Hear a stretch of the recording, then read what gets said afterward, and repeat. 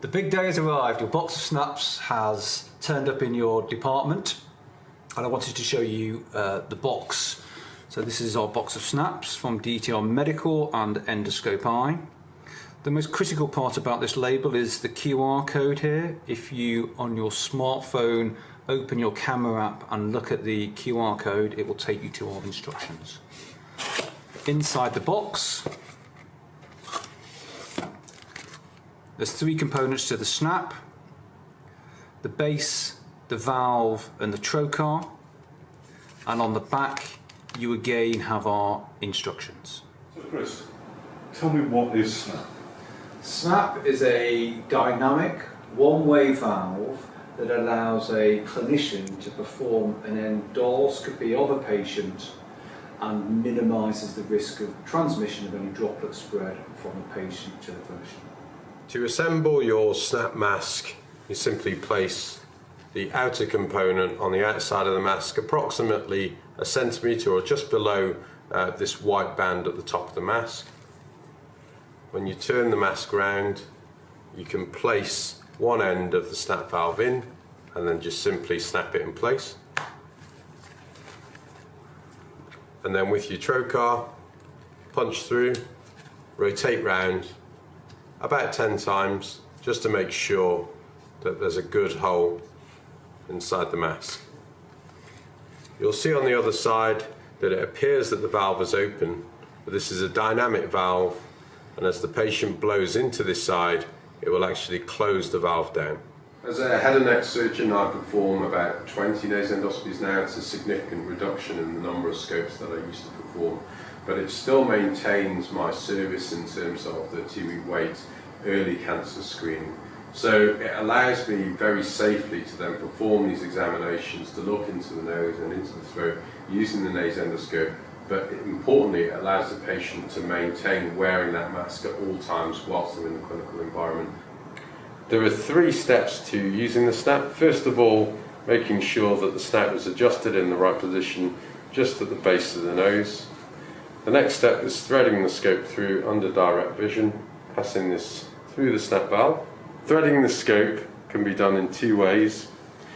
When your scope is a 3mm scope, you can simply just look directly at the snap and just pass through the valve. When you're dealing with a scope that's slightly wider than 3mm, what you need to do is stabilise the base of the snap and hold your endoscope in one hand, ensuring that the tip of the scope is nice and straight. Staring directly at the snap, you thread through under direct vision and place that through the valve to then eventually reach the alar of the nose. Intuitively, when you're performing the thread technique and as you're passing through the valve, you'll be looking at the screen. The problem is, as you manipulate the tip of the scope whilst you're looking through the screen, what will happen is, as you meet the resistance inside the valve, you'll get buckling. What you want to ensure is the tip of your scope is completely straight, and then you want to thread this right through the mask completely straight under direct vision looking at the snap valve. When you do that, you'll find that actually the scope passes right through the valve without any resistance at all.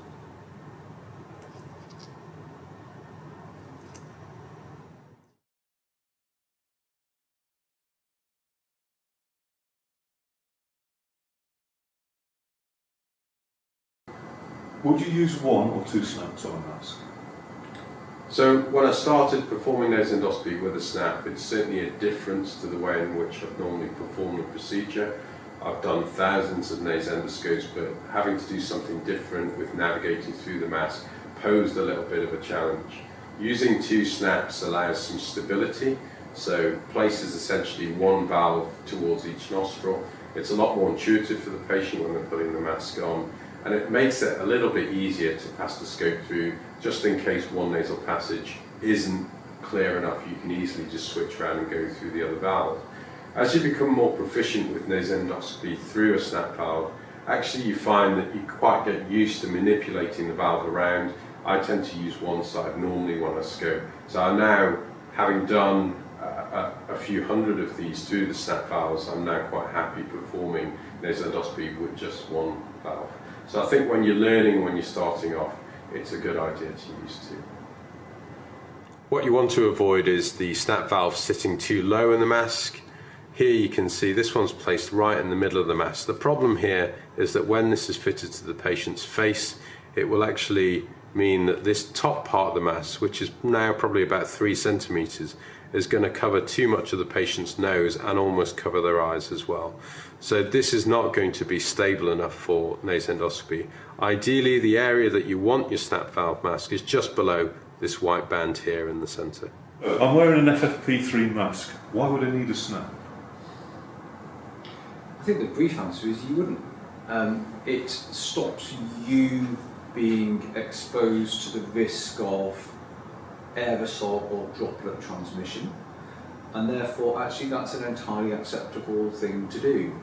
I think the problem with continuing to wear FFP3 mask or N95 mask are a number.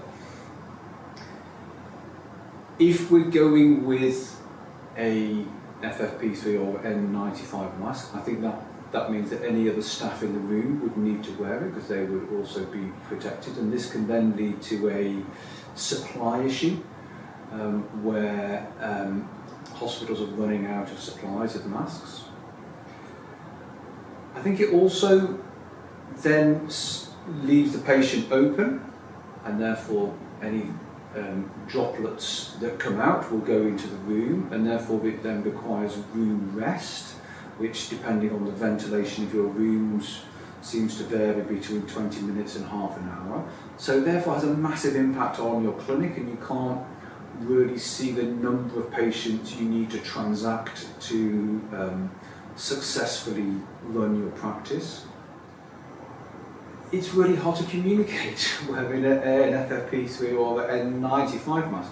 It's really hard for the patient to understand you, much harder than a conventional surgical mask, and it's uncomfortable.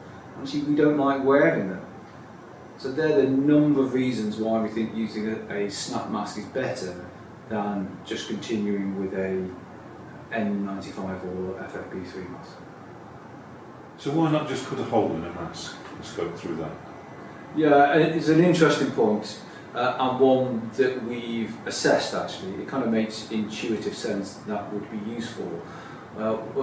During our particulate measurements, when we looked at a mask with a hole and a mask with a snap mask, we found that actually when you have a hole in the mask, you don't actually reduce the amount of particles coming away from the patient that much. Obviously some of them go into the mask, but most of them are channeled out through the hole and go straight at the clinician. So actually we think it's probably worse than not wearing a mask at all. Would pulling the mask down and uncovering the nose be a safe way of scoping?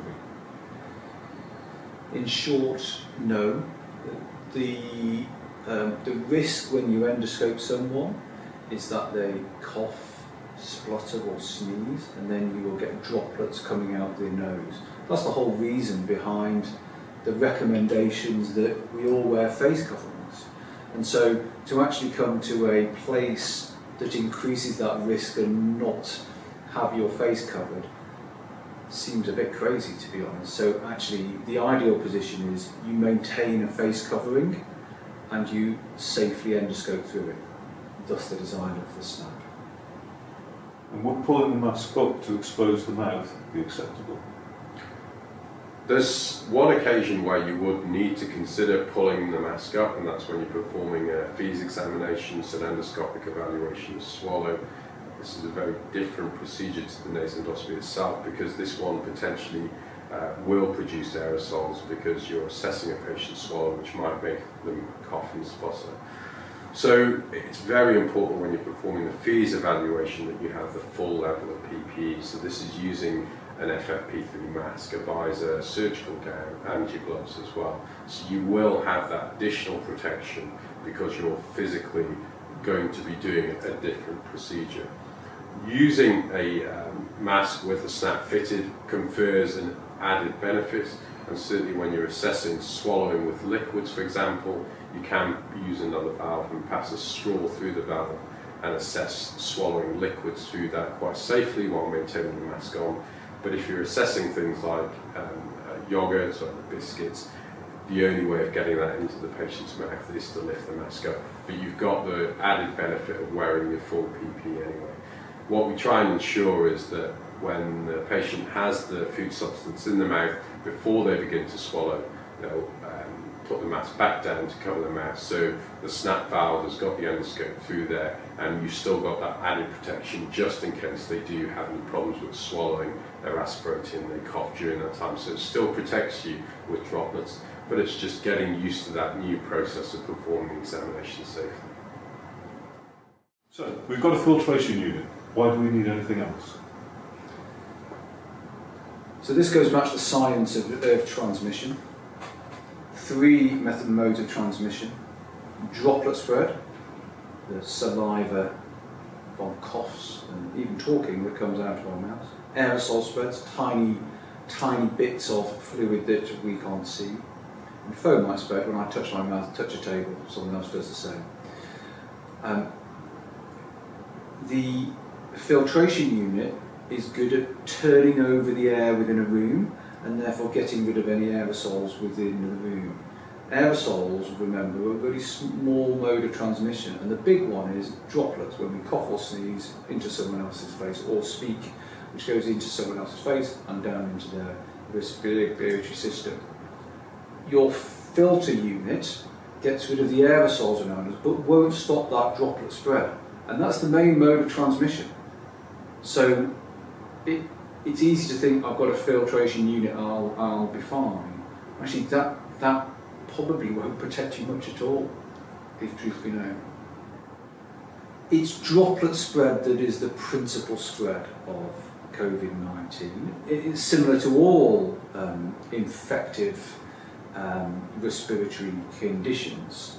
And so thus the reason that we've all been recommended to wear face coverings, and it's droplet spread that we need to try and minimise. And given that nase endoscopy is a procedure that can produce droplet spread by the patient coughing or spluttering or sneezing during their examination, wearing a face mask throughout that procedure seems like the most sensible thing to do. The problem is you can't endoscope through a face mask, thus the design of the snap valve.